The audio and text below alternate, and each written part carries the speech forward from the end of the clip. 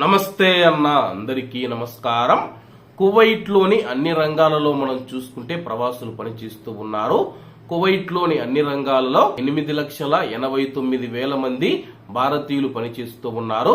కువైట్లోని labour మార్కెట్లో భారతీయులు అగ్రస్థానంలో కొనసాగుతూ ఉంటే భారతీయుల తర్వాత ఈజిప్టియన్ల తర్వాత కువైటీలు, ఆ తర్వాత బంగ్లాదేశీయులు, ఫిలిపిన్లు ఉన్నారు. మరి ఇక్కడ ముఖ్యమైన విషయం ఏంటంటే కువైట్లోని రియల్ ఎస్టేట్ నిపుణుడు కైస్ ఆల్ గనీం గారు స్థానిక మీడియాతో మాట్లాడుతూ కువైట్లోని అన్ని రంగాలలో ప్రవాసులను పంపిణీ చేయాలని ఆలోచన కష్టమని చెప్పి ఆయన వెల్లడించారు.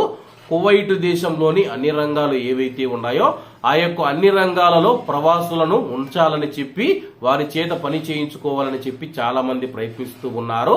ఆ యొక్క ఆలోచన కష్టతరమైనదని చెప్పేసి, ఎందుకంటే కువైటీ ప్రజల నుంచి వ్యతిరేకత కూడా రావచ్చు.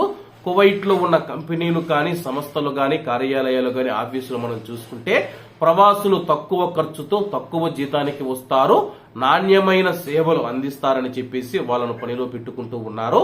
దీనివల్ల వ్యతిరేకత వచ్చే అవకాశం ఉందని చెప్పి కువైట్ లోని చాలా కంపెనీలలో మనం చూసుకుంటే ప్రవాసులే పనిచేస్తూ ఉన్నారని చెప్పి, ముఖ్యంగా ప్రైవేటు రంగంలో చూసుకుంటే దాదాపు 90% పైగా ప్రవాసులు పనిచేస్తూ ఉన్నారు.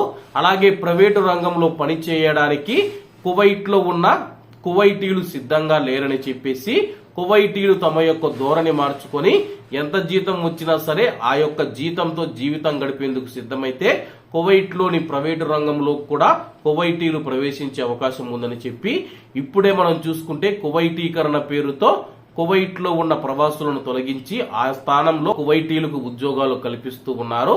మరి అన్ని రంగాలలో ప్రవాస కార్మికులను, ప్రవాస ఉద్యోగులను ఉంచడం సాధ్యమవుతుందా లేదా అనేది తెలియాల్సి ఉందని చెప్పి ఆయన తెలిపారు. కాబట్టి అందరూ బాగుండాలి, అందులో మనం ఉండాలి. అందరికీ నమస్తే అన్న, జై హింద్.